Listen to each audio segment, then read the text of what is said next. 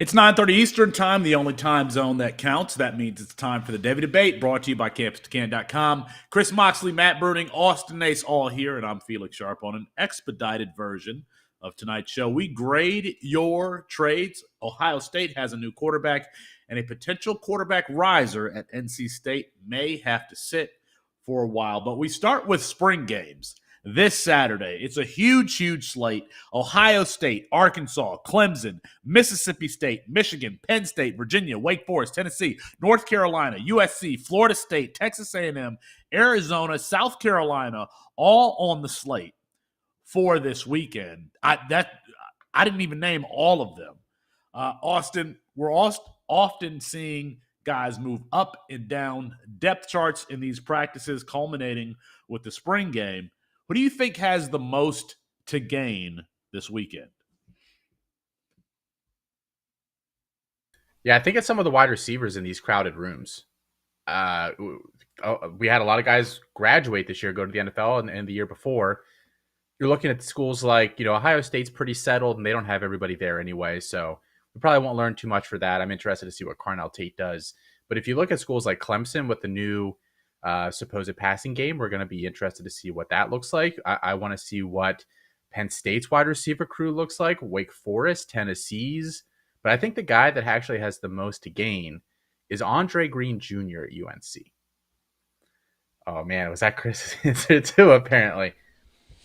I filled in on one of the spring practice reports for Matt this week, and my job was to cover ACC. And so I was looking for UNC stuff, and their offensive coordinator says that they basically have 4 wide receivers that they really trust right now. He'd like to have 6.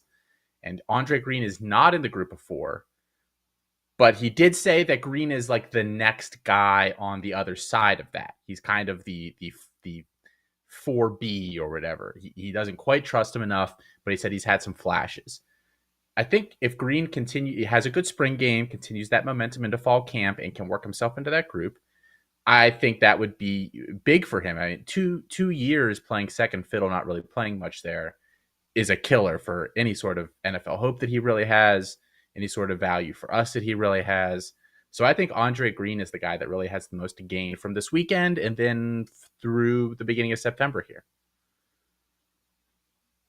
Chris, you seemed a little upset about that answer. You feel the same way? I mean, I was going to name the UNC wide receiver room, period, just because I think there's a lot of questions there. Nate McCollum and Devontae Walker both new. Kobe Paysour, Gavin Blackwell. Like, there's a lot of pieces there. So that was going to be what I named. But I will pivot, and I will go with the Mississippi State offense. Because you're a pro. You can just pivot. You've got all this knowledge. Yeah, I'll go with the Mississippi State offense. Zach Arnett took over after the tragic passing of Mike Leach, and it's not going to be an air raid offense. So I think they have a lot to prove in terms of what to expect offensively. Is it going to be an above average offense? I don't know. So I have concerns about that. So I think the spring game might tell us a little bit about what to expect, and also if they're going to be any good. Because I think Will Rogers is more of a product of the air raid than he is being a quality quarterback. But I know some people disagree with that. So he has a lot to prove. The wide receivers, everyone in that offense has a ton to prove because they were all recruited by Leach to be cogs in that system. So that'll be an interesting spring game. Yeah. I want to pick a coach here. Yeah, I want to pick a coach here. So last week we saw Hugh Freeze kind of deploy his new offense at Auburn. Now, not successfully really because of the weather, but they did run up-tempo. We get the same kind of offensive shift at Clemson with Garrett Riley. And what does his offense look like? Because that's a team that has lacked creativity offensively. They haven't been able to scheme guys open, and their wide receivers have been kind of carbon copies of themselves. I'm interested to see what Cade Klubnik looks like in a revamped offense there at Clemson, and quite frankly, what the running back depth looks like behind Phil Maffa and Will Shipley. I would not expect both of those guys to play very much, but I do want to see who the starting wide receivers are, especially if Adam Randall's not going to be healthy. If this is a Garrett Riley offense, coming from TCU, might be some value here. There might even be some CFF value, maybe. between whoever the top three are. Of course, we expect Antonio Williams to be there. I would expect Bo Collins to be there. If Adam Randall's not healthy, who is that other guy? I really want to know that. So, just deploying this new offense there at Clemson, I think is going to be a big deal to see if, Clemson has been one of these teams that feels like it's a pretender, at least recently, because they haven't been able to get their offense, their act together offensively. And can they do that this season? Well, we start to get answers to that, at least here with the spring game. So that's one thing. That's what I'm interested in. That's who I think has a lot to gain. Yeah, I was going to go pretty heavy on the quarterbacks, and Cade was definitely going to be one of them. Again, you just mentioned kind of everything there with the Garrett Riley offense. I want to see what he looks like because we are kind of vaulting him fairly highly based on what we think he can do, especially with what we saw Riley do with Max Duggan. No argument in the fact that Cade Klubnik has more talent than Duggan, so he is one. Penn State, we know Drew Allar is going to be the starting quarterback. I'd just like to see what he looks like in this offense, what it looks like if they are going to open it up a little bit more. Michigan State's an interesting one for me. We have not heard really much about this quarterback battle, except that it's very close between Peyton Thorne, Noah Kim, and Caden Hauser. I want to see how that plays out. USC selfishly just to see if Malachi Nelson gets on the field. There's been nothing about Miller Moss, who I believe is technically the QB2 right now, behind Caleb Williams. I'd like to see if Malachi Nelson can get on because he has been throwing. It seems like he's fully recovered from, I believe it was a shoulder injury earlier in the offseason. Does he actually get out there in the spring game? What does he look like? So for me, it's and Nico as well at Tennessee. We know Joe Milton's going to be the guy there with the ones, but how does Nico look? What does he do in the spring game? Those are kind of the quarterbacks and everything I'm looking forward to watching this weekend. We've talked a little bit about this Michigan State offense. Should we be talking about them as much? Do we care if it's Caden Hauser? Do we care if it's Peyton Thorne? Who are the assets in C2C and CFF on Michigan State? It's Keon Coleman. Yeah. And who? I guess Matthew, you've been high on Caden Hauser. Do you think that he has Devy value? Do you think he's a potential NFL player? I think that Michigan State's offense could be somewhat limiting. And do you think that he could potentially transcend that offense if he is named the starter? I don't know that he transcends the offense, but I think it would be good for Keon Coleman if he was the quarterback compared to Peyton Thorne. He can bring some rushing, but I wouldn't put him up there with an Avery Johnson, or I'm trying to think of some of the guys who he's more athletic than Arch, but it's not much more. I just think he would bring a different dynamic to that offense. I did think that he was very good last year. He was, came in, started last year as a 17-year-old with Michigan State. Feel like there's still a lot of growing for him to do. I liked him as a quarterback. I think he would be better for Michigan State. I don't know. It's Devy. So I would not say he is right now, because I think he's probably at best like a backup quarterback type. Don't know that. I'm not saying that can't change. Devy, I feel like changes as soon as the wind does lately. There's a lot of players. I was looking at stuff. You go back to the 2018-19 classes and looking at guys that we were drafting in the first round, like Jalen Berger, who is now, I don't even know if he's in college football anymore.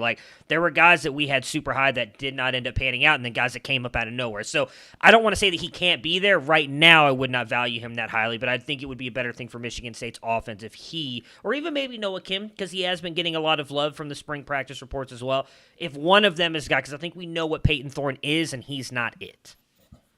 What do we think of Keon Coleman? I don't really know that he's anything special. He's big. He's kind of athletic. Matt, do you have strong opinions on him? No, I only brought up Keon Coleman because I know Jared Wackerly was looking at him and tweeted out today that he hated when he went to look at his rosters and they were all on Felix's. And I know Felix has liked him for the past year. I honestly haven't looked much at it. I paid little to no attention to Michigan State last year, so I really have not looked at him. Well, Felix, why do you have him so many places? What's your pitch? He was basketball player, athlete, big. I've never thought that he is going to be an ex-wide receiver in the mold of Devontae Adams or Jamar Chase. I do think that he is an NFL player, and at the value that I could get him, I might need to sell him now. I didn't realize that that's what that. I didn't realize that Jared was talking about that player being on all my rosters, but I can go ahead and assume cash. that's who it is. I mean, he tweeted out that on you, or I don't think he tagged you, or maybe he did. I don't remember, but he tweeted out the tweet about you, and then like 30 seconds later, he tweeted out Keon Coleman because he was talking about watching Jaden Reed. So I assume that's who he was talking about. Okay, all right. Well, yeah, I mean, a big athletic guy who's been actually relatively productive last year for Michigan State. I think that he will be an NFL draft pick, and you never really know when it will just turn on, and maybe he'll have one of these explosive seasons. I don't know. I do think that he's an NFL player. I don't think that he's going to be a day one, day two, but he's got enough there. And again, this is all about value. I probably took Keon Coleman at the 14th pick in supplemental drafts and freshman drafts, 15th pick, somewhere around there. So all about value. Austin, we talked about who has the most to gain. I want to know who you think has the most to lose, because we're going to see players enter the transfer portal after Saturday. Texas already had 2 players today enter the transfer portal. I think that we're going to see more players enter the transfer portal after Saturday, and then after next Saturday, because there's another wave of spring games. Anyone in particular that you could see being a loser come Saturday? I think the USC wide receiver room, sticking on the wide receiver theme, is one where we're going to have some losers. They have a lot of bodies there. With Addison leaving, nobody that's really proven yet. Some of the freshmen we expect to be impact players, but it's tough to be an impact player day one, even in a Lincoln Riley offense in a conference that doesn't really play much defense. So I think whoever ends up looking bad for USC in this one, and I think they'll try to rotate all of them through pretty, equally to see what they've got. But you think of all the players they have there: Brendan Rice, Taj Washington, all of the freshmen. Michael Jackson is still somehow there. Who else is there? Where's Gary Bryant? He is already in the portal, but I don't know if he has not. Did he not get a landing spot? That is crazy. Now off the top of my head. Yeah, he is still currently in the transfer portal. I believe he's still currently in the transfer. That's insane to me. That's a very good player. I wonder, Barnabas, if you can see any news about Gary Bryant, I'd love to talk about that later. I wonder if coaches are going to find these guys that enter the portal early to preserve eligibility. I wonder if they're finding that off-putting. If you're a coach, don't you kind of have to wonder when the going gets tough if this guy's going to stay around? I mean, I'm not saying that's kind of the boomer take, but what are football coaches largely? Boomer type guys. Like, that's just who they are. And there's no difference between doing it now and doing it later. I'm just saying, doing it now and doing it later. They're the same thing. There's not a big difference. You're just being smart if you preserve that eligibility, in my opinion. Just saying. All right, boomer. What is it? Okay, boomer. That's what the Gen Zers are saying. But Zoomers. Yeah. So I got a loser. Besides myself, according to our TikTok comments, I actually got a handful.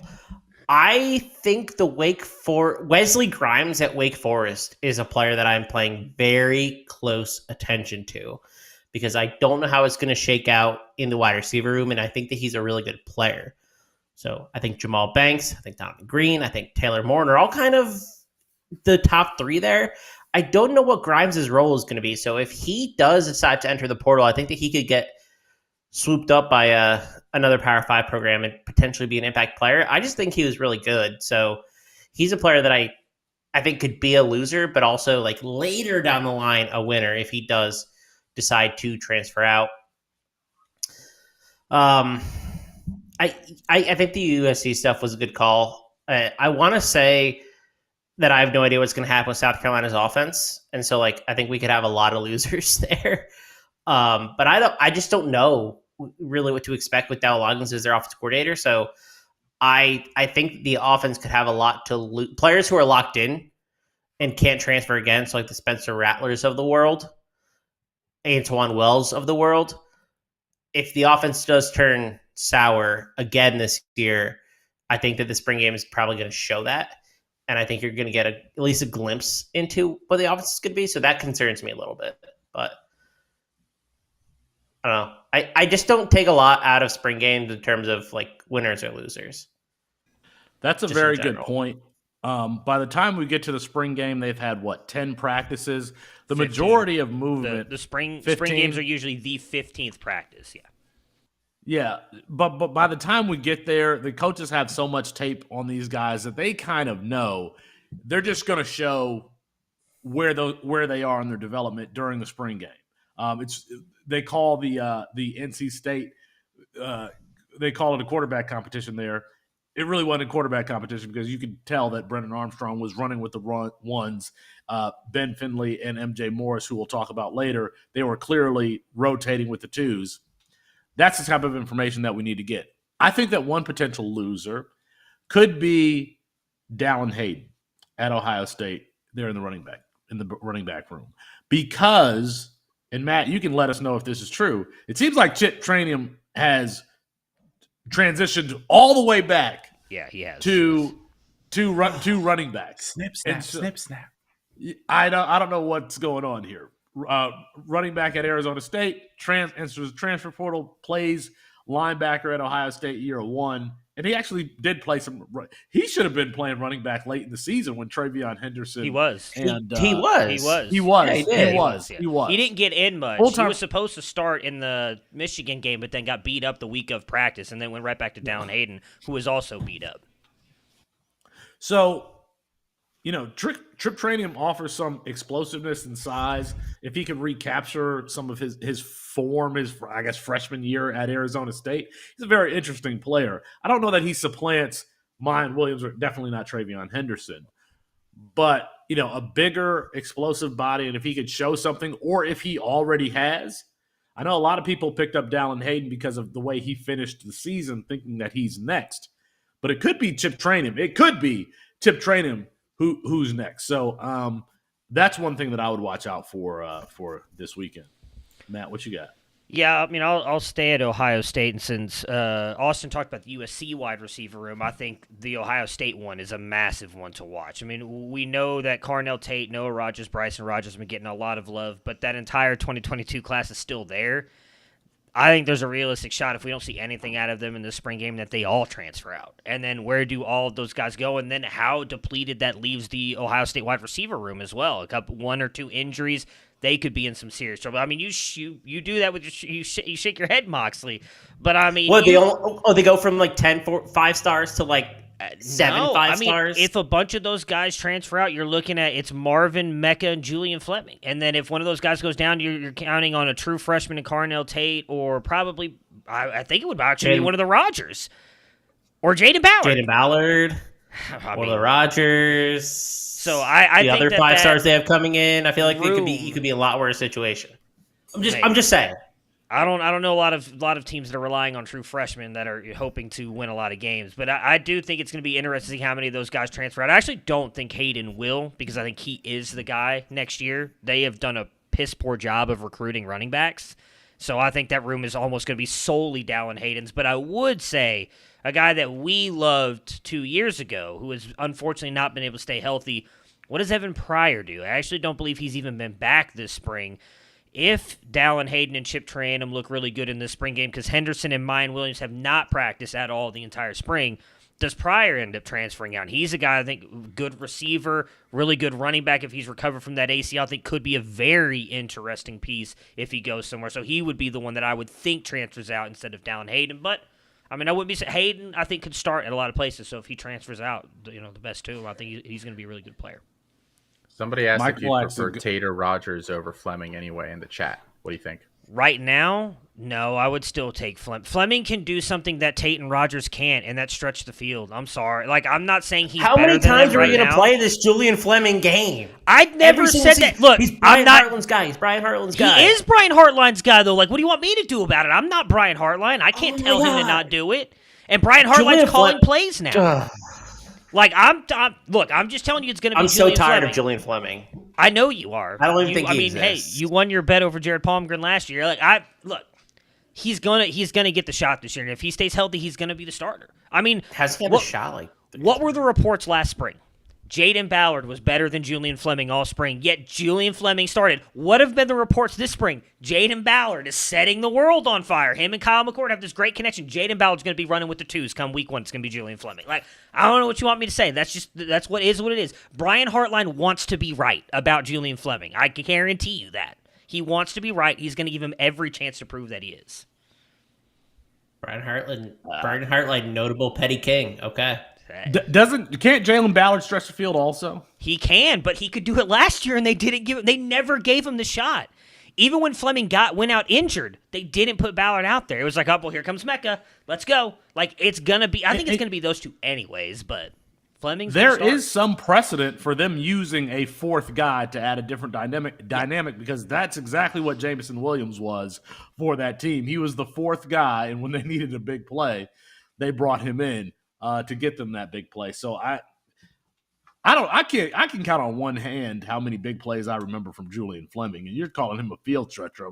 Maybe it's on practice tape or something because that's what they're going to use him for. I'm not saying I agree with it. I'm just letting you guys know what they're going to do. I mean, I don't have Brian Hartline on speed dial. Be like, hey, bro, why don't you sit him down and play somebody else? He's not. I thought you did. No, I thought you did. No, me and Brian aren't. You should get him on the show. I'll call him right now. You should get him on the show. Got good news and bad news, folks. Which one do you ask for first if you have good news and bad news? It's always the bad news first, right? Yeah, I want to be lifted up after you let me down. We did. And I think I asked this question on Twitter. I need to go back and see what the results were. We have good news and bad news. The bad news is that we are a small startup here. We're a small startup trying to increase our influence. We're not backed by CBS or NBC or Yahoo or anyone. That is the bad news. The good news is that we have been getting more and more support from people like you. This is a grassroots movement. Nick Penikoff, he wrote a rate and review here recently. Come for the prospect talk, but stay for the Love is Blind banter. That's a nod to you, Chris Moxley, and I guess you, Matt, too. You guys with this Love and Blind stuff. 5 Little Ducks ads. Making college fantasy football less dull. He says, appreciate the nonstop great content. Helps newbies like me improve. Keep at it, C2C team. That's the type of support that we need around here. You can do that by commenting on the videos that we post on the YouTube page. You can do that by leaving a 5-star rate and review so that we can reach more people. You might be the difference between us reaching one other person. Make sure you check out campus2can.com. Obviously, we've got Volume Pigs. Just an excellent writer writing from a CFF perspective, but he's got an article on Georgia freshman tight end Lawson Lucky that I recommend that you take a look at if you haven't already read that article at campus2can.com. And then, of course, the podcast feed, Chasing the Natty this week, interviewed Devontae Walker, one of the buzziest names in college football, Nate Marquise. And plus we had CFF lists, the former, and Jared didn't ask him about this, CFF lists, I think that's his name, is the former CEO of Source Magazine, which is, what would be it was a very popular hip hop magazine in the early 2000s, so that guy would have bumped elbows with a lot of celebrities back in the day, even though Jared didn't talk to him. I don't know if Jared is capable of having that conversation with him. Maybe we'll have to have him on this show so we can have that conversation with him. On Back to Devy this week, Tim Alp explains prospect modeling. Go ahead and check that out in Campus Life. Like he's back right now. Austin is back on Campus Life, and Colin and Austin discuss updating their rankings and do a few freshman profiles as they always do. And then last week on the official's doing a lot of groundbreaking stuff. They covered just an introduction to the 2024 class. So check that out. Shannon Terry's not calling us. All right. Nobody from CBS is calling us. I was going to say CNN. Nobody from CNN is calling us either. So if we are going to grow, it's going to be as a result of grassroots support from folks like you. Matt, people are paying attention to the spring practice updates, but are there any nuggets that are, some high level stuff that you think our audience would want to know? So I'm gonna actually let Austin take over here in a second because he's done the latest one. Your boy's been kind of down and out for the past couple days. I have not done a lot of research on this stuff. The last ones I did was a lot of SEC stuff. Jackson Dart seems to really have kind of solidified this job. It does not seem like anybody hoping that Spencer Sanders was going to get this seems like that is pretty much over with. It is going to be his job.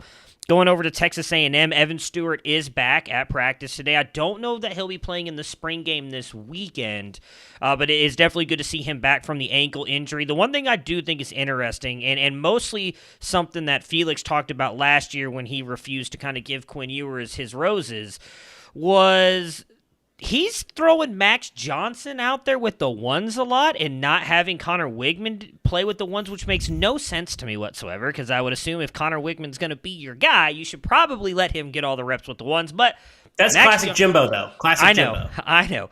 But there was 2 practices in a row. Max Johnson was with the ones the entire time. It does look like, as much as we love Reuben Owens as well, that he is going to be on the second team. He has not cracked the first team at all. I don't know if that goes the whole season, but it looks like he's going to be there. He has been returning kicks and punts, though, which I do find interesting. But, Austin, I know you did a bunch of the ACC and independent stuff. Is there anything you want to add? I'm always really interested to hear freshmen that are kind of making a name for themselves. So just some names that I highlighted on the show this week: Vandravius Jacobs, the true freshman at Florida State. And I don't know exactly where everybody had him situated in the crew, but I know we had him and Hakeem Williams ranked very, very closely together. Pretty much everybody here did. Hakeem, obviously the 24/7 comped him to Julio Jones. But like, if Julio Jones didn't know how to play football at all, that's kind of Hakeem Williams. Jacobs a little more of the 6 foot 180 technician kind of guy, pretty good athlete still. But Jacobs, they said he just can't stop catching touchdowns in practice. They said basically every time they put him in some sort of 7v7 situation, he just dominates. So I think that's a name to really monitor there. And I think from what I've seen, he seems like a value right now in drafts. So he's a guy to be targeting. Lucky at Georgia is still a guy. I didn't cover this, but the freshman tight end at Georgia sounds like he's really been making a name for himself. And then one other name, very, very deep name. This is a guy you're taking in like the 44th round of a startup, or like round 15 maybe of a supplemental draft. Freshman Braylon James, a wide receiver at Notre Dame. They said that they don't really have a field stretcher there, kind of similar problem to Ohio State. And they said James has been the best guy doing that in practice. He's made a bunch of big plays. He was a low 4-star this year. We weren't that high on him, but I think we didn't hate him either. So him going there and making a name for himself early in an offense that we think is probably going to be better, with probably better quarterback play, I think he's just a name to kind of write down on your list. And you shouldn't be expecting to start him this year, but down the line, if he can kind of grow, he's an intriguing player. You got to check out all the content around the Campus to Canton family, because the commenters are in the comments talking about campus life and the fact that they want more cooking stuff on. You have anything to say, Felix? It would publicly? it would be I would have to explain a lot of stuff for people to get the inside jokes here. Would you like to apologize? Many people are asking this. Wait, Many it wasn't people are just asking me. for an apology. Matthew was there too. What did I say? I don't know why. You just asked what they did, and I said they talked about their personal lives and cooking. You asked the question, and I just answered it. All right, we have some people listening to us for the first time. One of our podcasts on the Campus to Canton podcast feed is Campus Life, usually hosted by Austin and Colin. They always start the show with some personal anecdote story that nobody cares about. It's usually about Colin cooking. Matthew and I co-hosted that show last week, and I said we are not – I just made fun of them. And I think I did talk about what I cooked. I may have made a comment about we come here for the football and, got into some hot water for making those statements. I apologize for nothing. But I wasn't there by myself. Matthew was there too. So I'm getting thrown under the bus here. Luckily, we took shots at both of you guys this week in response. I don't listen to our content, so that's all right. I wouldn't even know. I do want to mention really quick, Cedric Alexander, freshman running back from Vanderbilt, has been getting a lot of love too. I know Vanderbilt, not an offense we tend to go to when it comes to CFF and everything, but I do think, having a guy who you possibly is going to be a starting running back, and he's not, I don't think, on the trajectory of an NFL back, so you could have him for 4 years. I do think matters. I mean, Raymond Davis actually had a fairly good CFF season last year. This guy's a little bit more explosive than him, so another name to watch out for. Speaking of Vanderbilt, Austin, Jaden McGowan, NFL player, yes or no? It's kind of small. I don't know. It's borderline. He might get drafted just because of his speed, but late. He is small. He is small, but he can do some of the gadgety stuff. If you want to run jet sweeps to him and that kind of stuff. If you liked Rondale Moore and you want a poor man's Rondale Moore, there you go. All right, Matthew. Ohio State has a new quarterback commitment in Air Nolan. I think that he's a 2024 commitment. If we project to 2024, basically this time next year, let's say hypothetically that Kyle McCord has the season that we expect he goes to the NFL. You got Devin Brown there, you got Lincoln Kineholtz there, and now you have Air Nolan here. I don't know if you've watched Nolan and can give us give us a summary of what to expect from this kid, and even if we're watching him in his senior season this fall, but tell us what to look for. He is your typical Ryan Day quarterback. Outside of the fact that he is a lefty, he is a freshman in high school in Georgia. Last year, I believe he put up 55 touchdowns in the season, which is the second most overall behind. I can't remember the player's name. He is not anybody that I can remember, but right behind him is Trevor Lawrence. I'm sorry. Yeah, it was Gunnar Stockton. My bad. I don't know why I forgot who that was. Gunnar Stockton is the number one player. Then it is Aaron Nolan, followed right behind him, Trevor Lawrence, and then Deshaun Watson. He has put up an incredible amount of stats. He is somewhat mobile, but he is not a guy that I would say is going to really beat you with his legs. He's going to use that to buy time, but he can do that. When it comes to the Buckeyes, what's going to be interesting is obviously, assuming Kyle McCord gets that job this year, I still do not believe Devin Brown is going to transfer out, which means Devin Brown will have that job when he is a true freshman. Devin Brown, who many here at the company believe is even better than Kyle McCord, don't see why he wouldn't have as good a season or better than Kyle McCord, which unlikely puts him into the first round moving forward. So then the question becomes, in 2025, is it Lincoln Kineholtz now getting his shot for his 1 year of stardom and going on to the NFL, or does Air Nolan get that job? It's going to be intriguing because Lincoln Kineholtz is a complete breakaway from anybody Ryan Day has had. Lincoln Kineholtz can actually do stuff with his legs. I know Devin Brown's credited for being a little bit more of a rusher. He is not on the scale of a Lincoln Kineholtz. I think Air Nolan and him are fairly close in what they can do rushing.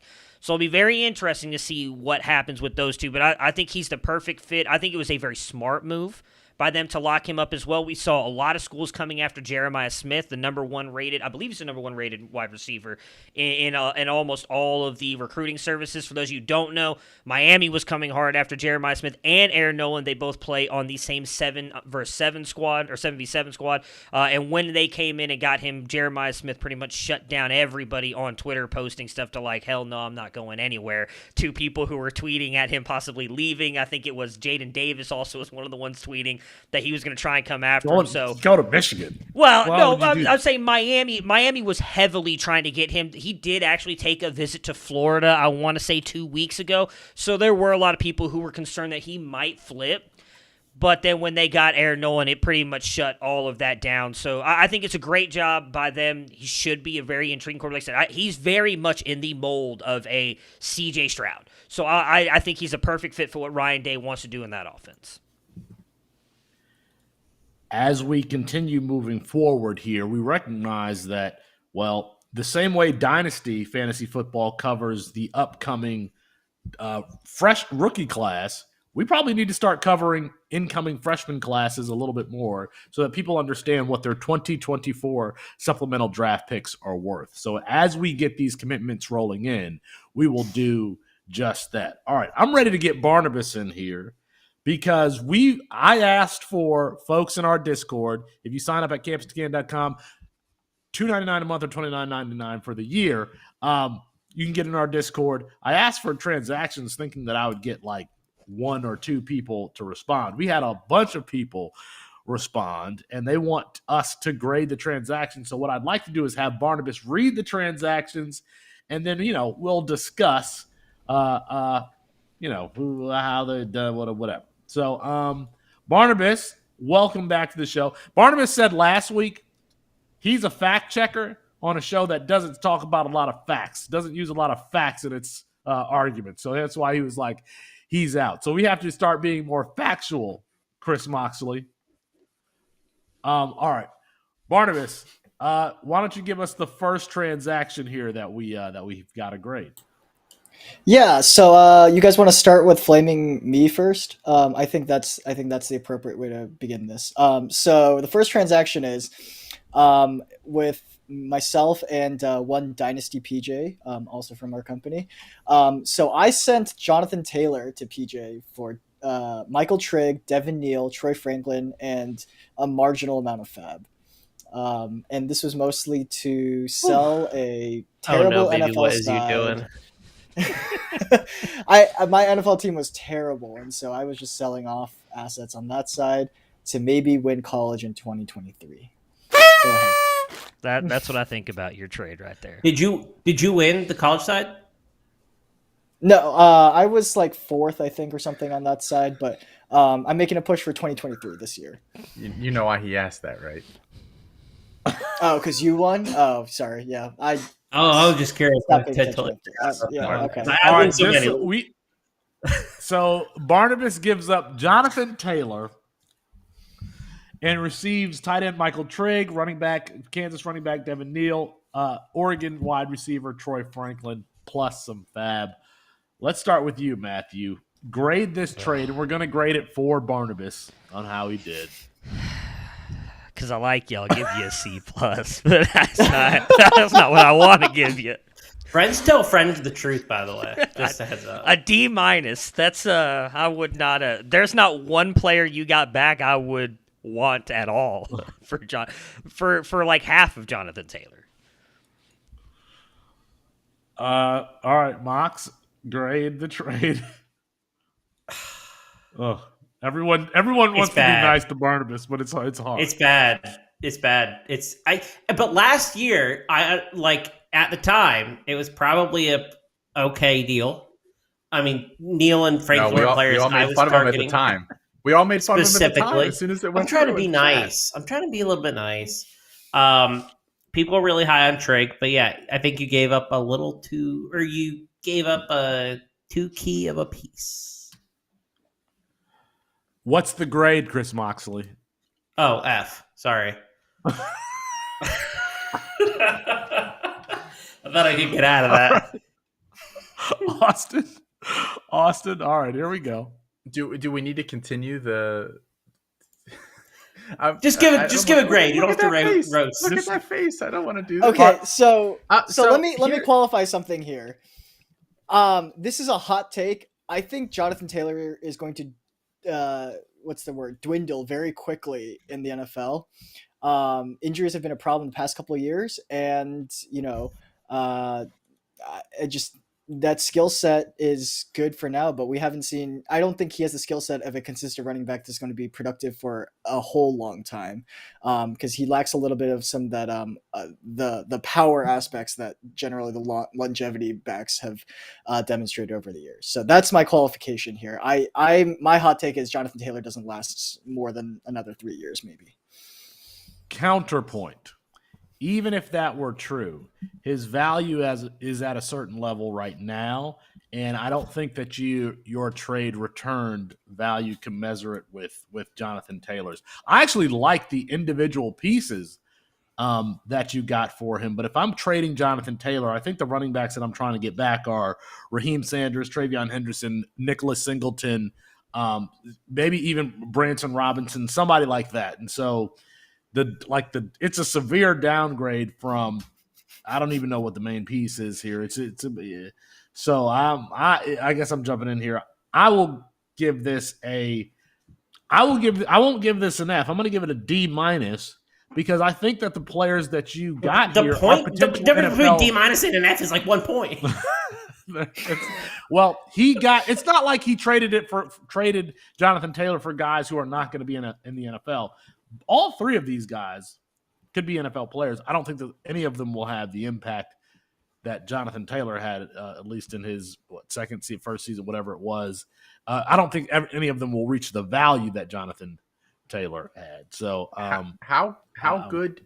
Let's ask a different question here, because I think we all have similar thoughts, and we're just all four of us saying the same thing. How good does Devin Neal or Troy Franklin? Because I think Trig at this point is kind of a bit of a lost cause in terms of projecting a high ceiling outcome. How good do Devin Neal and Troy Franklin have to be, or what kind of draft capital do they have to be for you in retrospect to look back on this deal and say, okay, like that actually kind of worked out okay? Top 40 each is my thought. To be perfectly frank, if I get top 2 in this on the college side for this year, I consider that good enough for that trade win. And the other thing about this C2C league is that because of the nature of how the league is set up, it's single copy college, 2 copy NFL. And so rookie picks are still worth something. Like if Bijan Robinson was not rostered by a team on your side of the league and you have the 101 this year, you can take Bijan Robinson. So in theory, there was also a bottoming out aspect. You can rebuild the team a little bit better. You're not just relying on the guys on your roster to fill things out. I think there's a little more context here, but I mean, it's still bad. But I think there's I am adjusting my grade to D-. It's so bad that Luke in the chat asked an ethical question. He said, based on morals, should PJ even accept that trade? All right, so we've flamed Barnabas enough. We've got a lot of transactions here. Barnabas, what's the next one? All right, so I'll just say what the result was, because originally this was a trade for picks, but essentially this trade ended up being Elijah Mitchell for Malachi Coleman. Straight and up. Who is that? Who is it from? Because I do want to shout out the folks who responded. The Dollarist traded Elijah Mitchell away and received a supplemental pick that ended up becoming Malachi Coleman. Malachi Coleman, an athletic wide receiver, they are a freshman at Nebraska, and Elijah Mitchell, a running back who's probably more of a system player than anything else with San Francisco. Matthew, what do you give that trade? I give it a B+. I mean, I don't know that Elijah Mitchell is going to be doing much more in the NFL. He can't stay healthy either. Re-roll, get a guy who has some pretty decent upside in Malachi Coleman. So I give it a B+. I'll give it a B. Yeah, I'll give it a B. I mean, I think I like the dice roll, but I also like having backup running backs on my NFL roster. I think they can be plug and play. So, I'm not gonna. I think there's both sides to this. Makes sense. Yeah, B seems like a pretty good range. And Coleman's an acceptable player to take in that range too. So I think that, he didn't reach on the 312 after this boon of a deal for him. I mean, we're saying B. I mean, that's pretty good. I'm actually going to give this an A. I don't know if anyone has realized, but it's really hard to trade running backs in Dynasty or in Campus to Canton now. You can't it's just hard to do. And so to flip, especially a player like Elijah Mitchell, who if he was on, on the LA Rams or the Detroit Lions, I don't think that we would care as much about him. I don't know that he's like a particularly skilled running back. He's more, well, that's who Kyle Shanahan picked. Kyle Shanahan might pick another player in this draft that replaces Elijah Mitchell. So I'm going to give this an A because you flipped that player at his value for another one that has, could potentially have even more. So I'm going to give that one an A. I'm giving that an A because of how difficult it is to trade running backs. All right, Barnabas, what's our next one? And tell us who it's from, who the transaction is from. Sure. So this one requires a lot of context, but from Calvo, we have Bryce Young for $500 in a 4-copy auction league, with context being that Arch Manning is about to sell for $250, and so in terms of that value, would you take Bryce Young for twice the value of Arch Manning in a C2C? 4 copies. Well, C2C. And he had some players here. He said that he would potentially end up with Dante Moore, Reuben Owens, Zachariah Branch, Jonte Cook, and maybe even Jackson Arnold with the money that he got from Bryce Young. So the question is you're trading Bryce Young. and you get Dante Moore, Ruben Owens, Zachariah Branch, Jonte Cook, and potentially Jackson Arnold. Matthew, what are you giving that trade for Calvo? Probably a B+ again. I mean, my big fear with that trade, like I get you're getting a lot of very high-named freshmen that we all like, but not all those guys are unfortunately going to hit and be first-round draft picks. Bryce Young's going to be, so unless your NFL team is just either really good and you don't need the quarterback help, personally, I'm not trading away a quarterback who's getting first-round draft capital, especially when his name is Bryce Young for only $500. It's like I get the people you get, but I would guarantee if you put him on the trading block, you could get a lot more back from him than what you probably just got in the auction. So I'll give it a B because I like the amount of players you're going to be able to end up with, so you probably increased your chances of getting multiple hits later on down the road. But you're kicking the can way down the road. This is an A. Like Dante Moore, Ruben Owens, Zachariah Branch, Jonte Cook, like A. Easy A. The only reason I'm not giving it A+ is because of the risk involved, but there's so much good on that college side that like this is the exact deal that you're going to make for Bryce Young. And I don't think Bryce Young is a top 5 NFL quarterback in fantasy. Like I just think he's a little bit limited. I really like Bryce Young. I just don't think you're trading away a Justin Herbert type of player. I think you're trading more of like I don't know. It fluctuates so much. A back end, closer to a back end quarterback one than like a early on, like a top quarterback. And Calvin's actually here in class today, Austin. So I'll give. Let me ask you this: he did not get Ruben Owens. He got Jerron Dickey and Deuce Robinson. So take out Ruben Owens. Still good. Still good. Jerron Dickey. Still in it. All freshmen. All freshmen. What grade are you giving it, Austin? Yeah, it's a really good grade. My question is actually, I'm just curious what the league economy is here that you were able to get all those players for $500. Auction values are all over the place. I find them very, very interesting, especially in C2C leagues, because I really think, like, you think people struggle with value when you can assign an actual draft pick value to them. Woo! Assign them a dollar value, and these people are headless chickens running around in some of these drafts. It's bad. So interesting. I need to hear more about this league at some point, Calvo. We'll have to chat. Well, the description included 4-copy auction. So, I don't know, have you guys ever played in a league where there were more than 2 copies of a player? And how does that generally change the economy?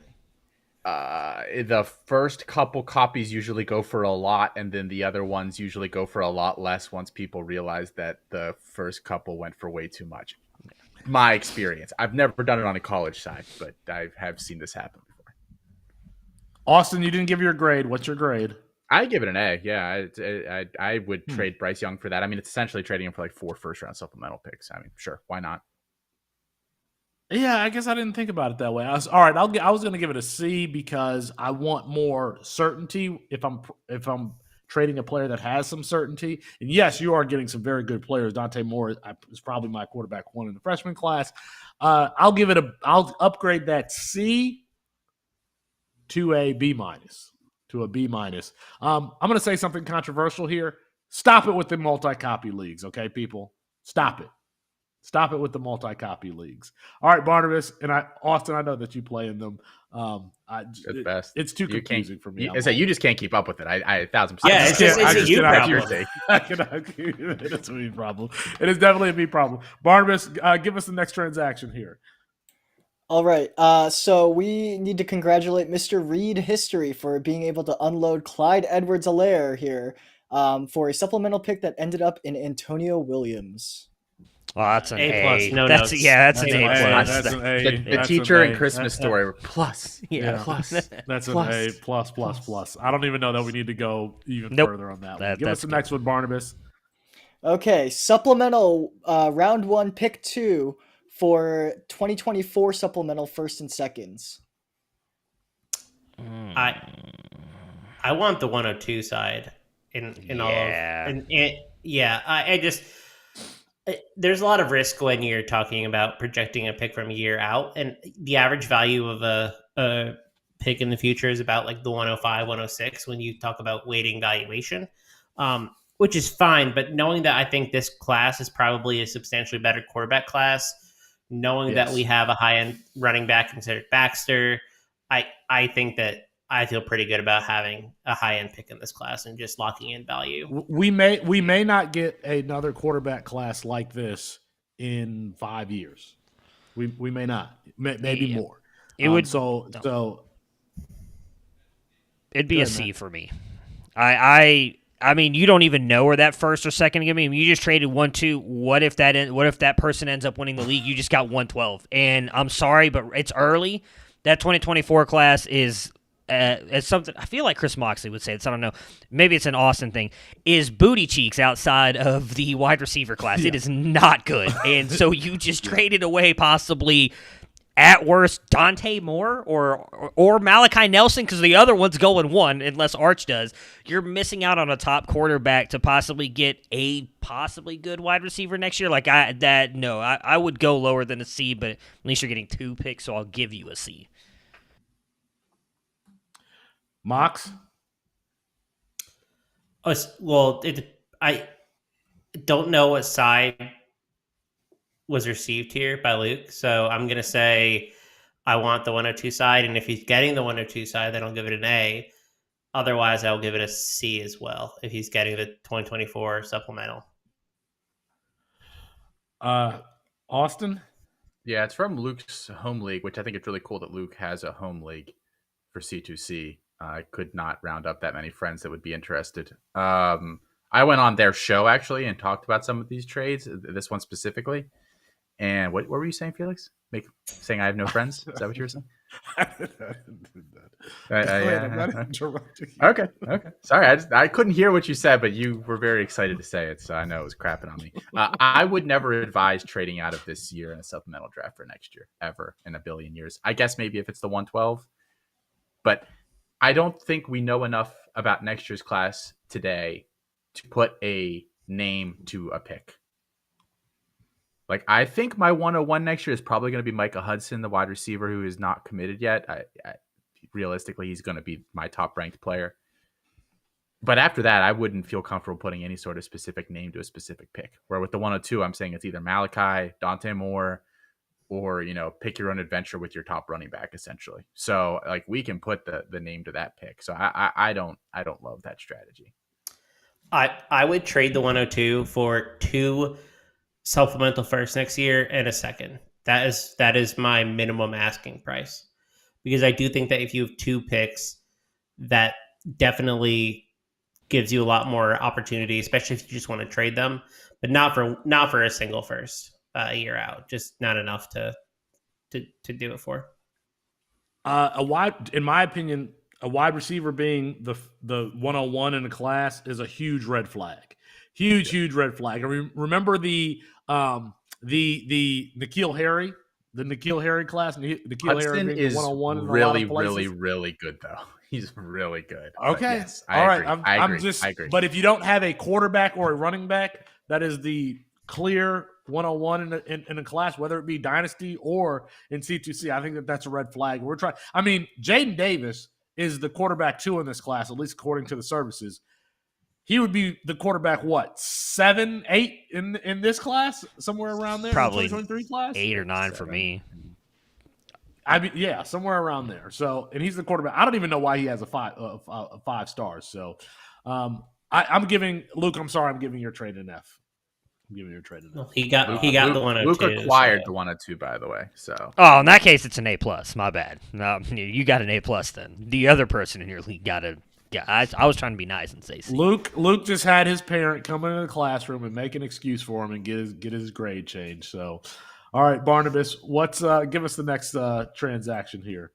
Last note on that trade picks, not apples to apples, but as the draft analyst, I do have to note most teams in the NFL, when they trade a future pick, usually consider the future pick a round lower than what it is. So, for example, if they trade for a first-round pick in 2024 for this upcoming draft, they consider that the same value as a second-rounder this year.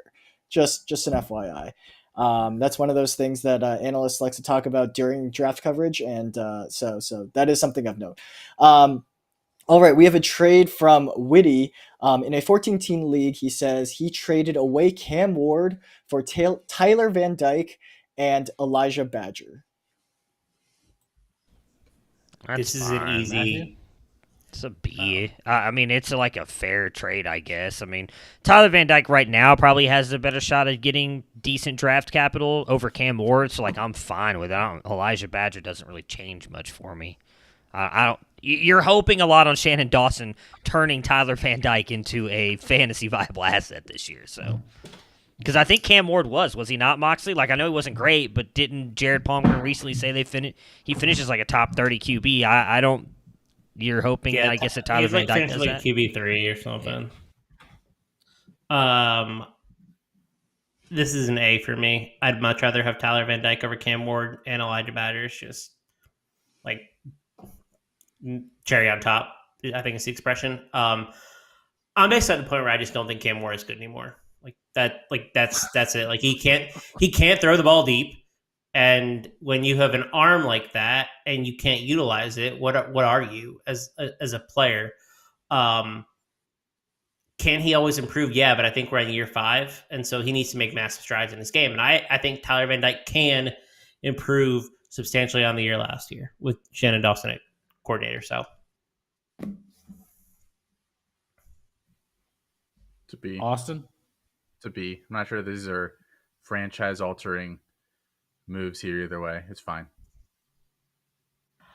I think Tyler Van Dyke has shown more potential day 1, day 2 NFL draft type throws in his career than Cam Ward. I'm not writing Cam Ward off just yet because he is such a great pocket escape artist. He has one trait that could make him an NFL player. And he can do, all the baseball off-platform stuff. He just makes decisions that are just weird, and he doesn't throw the ball deep. But he does have that one trait. Can he develop in this second year playing in FBS? We'll see. All right, I'm giving it I don't know what to give it.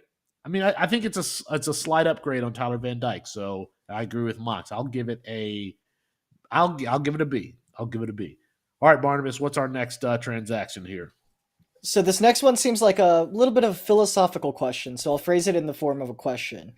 Is $500 auction dollars on the NFL side worth moving up from 3 to 1 in a rookie draft? So you're giving up 500 auction dollars and you're 1-3 to move up to 1-1? out of how much money? Yeah, that's kind of the question. Yeah, That's the I'm only. not given that. Assuming context. $1,000 budget, which most of those usually are, is Bijan there? Do we know? You're Let's giving up skip a lot. that one. No, let's skip that one. Yeah, there's a lot of questions there. I don't know how to answer that. Context. Yeah. Okay, well, let's go with a quick one probably. Breece Hall from Malik Willis and Malik McLean. Oh, that's an F minus. Shout out to Oh, Nelly that's for giving us Felix's this nemesis too. Who? That's trade. right. It made me laugh. That's right. Nelly go ahead and trade Breece Hall for that's an F with multiple minuses. I was gonna say it's an F. The real funny part of that is that the rest of these, nobody left like a thing on them, but on his, multiple people put the F emoji underneath. Yes, I did. Yes, I did. Made me laugh when I saw that part. That must have been like a year ago, like almost probably to the dot, right?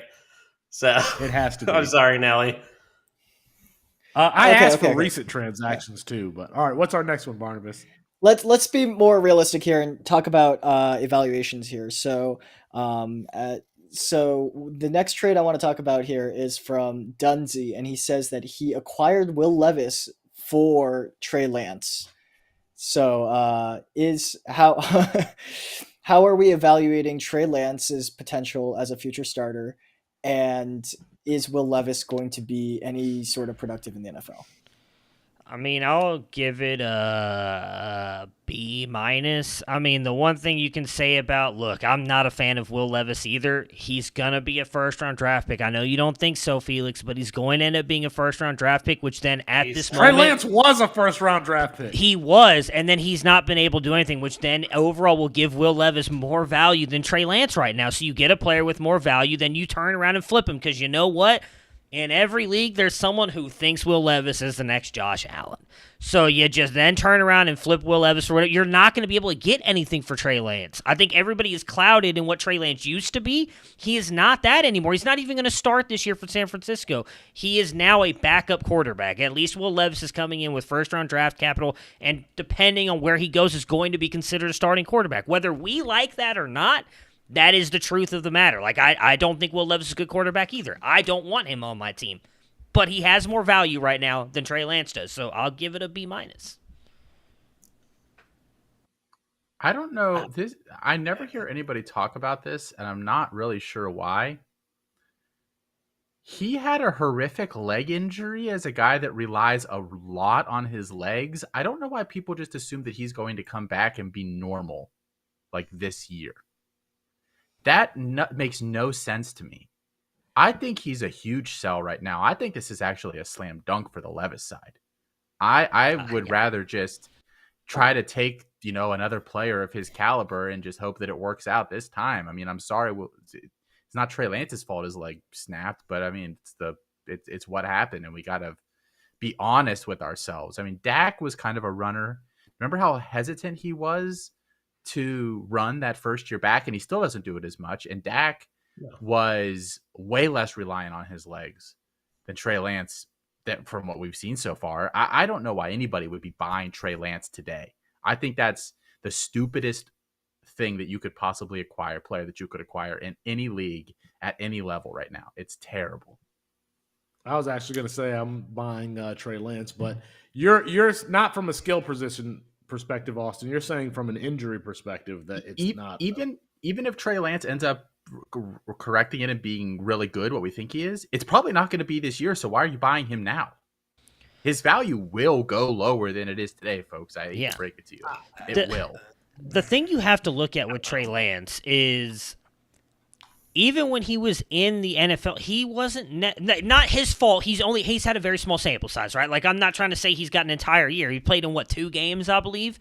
And he wasn't particularly good in either one of those games. And you've got the general manager and John Lynch.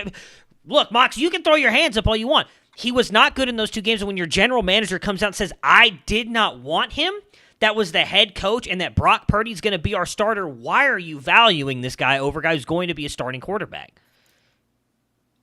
For the record, I would rather have Will Levis. The biggest issue with Trey Lance is the injury, in my opinion, as well. I would just rather take the guy who's going to go. I thought I was going to sneeze in the first round. Did you just yawn on our No, I thought I was about to. Are we boring you, Chris Moxley? No, I was about to sneeze, and you do the thing where like you put your finger the cartoon under your nose thing, and the cartoon thing. Did you get that from cartoons? Like I don't know if that actually works. If it works, does it matter? And it just worked. So no, I did not sneeze. I did not yawn. But I was about to sneeze. And yes, I prefer Will Levis to Trey Lance. That is if I'm someone who has Trey Lance on my team, like that's the type of move that I want to make. Just to shift assets around to like insulate just a little bit of value. And I have Trey Lance pretty much everywhere. So like if anyone would like to offer me one of these trades, I would gladly do it. All right. Did you give your grade, Mox? Did you give your actual grade? We're supposed to say the grade. Sorry, B+. B+. All right. You all have convinced me. I think it's just I don't like Will Levis at all. I don't think any of us do. At all. No. None of the 4. Actually, and let me take it back. None of the 5 of us on this screen like Will Levis. There's not one person here who thinks he's that talented. And I don't think that I think that he could have a Zach Wilson like precipitous decline even after he's drafted. So that's like, you better, if you acquire him, I would be trying to trade Will Levis as soon as I acquire. This is the type of trade where I would try to trade Will Levis for, if I could get the 104 and hope that one of those three quarterbacks falls. You can't do it. I don't think so. You're telling me you can't trade Will Levis for a first-round supplemental pick? This is also a first-round supplemental. I thought you meant like an NFL pick. Yes. No. A first-round. Sure. Yeah. Can you trade? I'm saying, can you trade Will Levis for the 104 in a supplemental? Can you trade Will Levis for Arch Manning? I would do that in a heartbeat. I don't know if you can though. We should ask that question on Twitter. As a matter of fact, I'm going to post it on Campus to Canton. Who would you rather have, Will Levis or Arch Manning?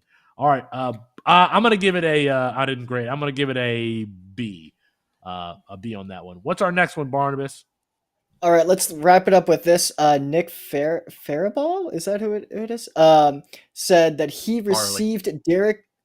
Sorry, it's Nick Farley. Sorry. Not Nick Farley, yeah. Okay. Sorry, Nick Farley received Derek Carr, Rashad Bateman, and a supplemental third-round pick for Xavier Worthy, Mario Williams, and Michael Penix. Discuss. That's interesting. I will give that a B plus. I don't think that he gave up anybody. Xavier Worthy, I guess, depending on how you value him. I mean, I know Felix likes Michael Penix. I still have some serious concerns about where he's going to be drafted, not necessarily because of talent. We hear all over the place about his medical stuff, and we saw that shot a guy like Sam Howell all the way down to the 5th round. That was just a shoulder injury, and we're talking about shoulders and knees for Michael Penix. I don't know that he's going to get drafted in the 1st round. You get Derek Carr, who's going to be the starting quarterback for the Saints, Rashad Bateman. I don't know that he necessarily got nuked because of Odell. Some people do. And if you get a Malachi Coleman at 311 like someone did earlier, to me that's a win for you overall. So I'll give it a B plus. I'll give it a B. I like Derek Carr a little bit. I don't really care for Mario Williams. I'm very down on Xavier Worthy. I think Carr plus Bateman is a nice value, even though you're probably giving up Michael Penix, who is going to be a top 5 quarterback on the CFF side, which makes me a little bit hesitant. But it's a B. I don't think Penix is anything at the NFL level. Just like Matt said, too many injuries that have stacked up over time.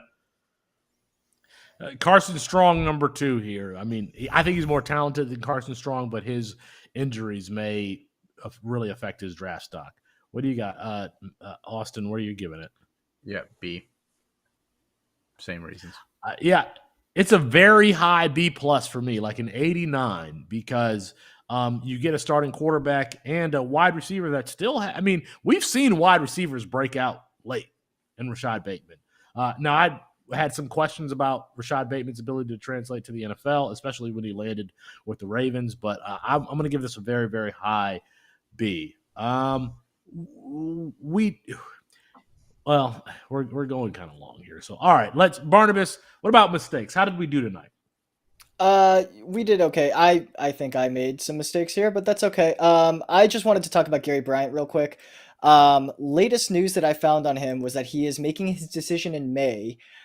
He had visits to Miami, Texas A&M, Oregon, UCLA, and Arizona, although Miami kind of had one of those mutual lack of interest, and so they've just kind of fallen off the list. UCLA would never seemed really to gain any footing.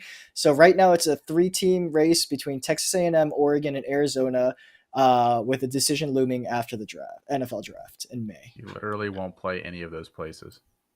No. You literally won't play any of those places.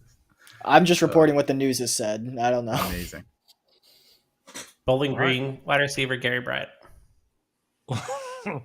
Coach Scott with 1T Leffler. Coach Scott with 1T Leffler there at Bowling Green. Make sure you check out the content around the Campus to Canton family. That includes the website, the YouTube page, and the podcast feed. Go ahead and like this video and subscribe to the channel if you haven't already. We really appreciate the support that we received, and Austin tells me that the support all around the C2C family has been up, so we appreciate it.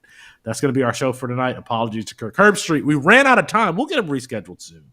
And for Matt Bruning, Chris Moxley, Austin Nace, and Barnabas Lee, I'm Felix Sharp. Good night and good luck.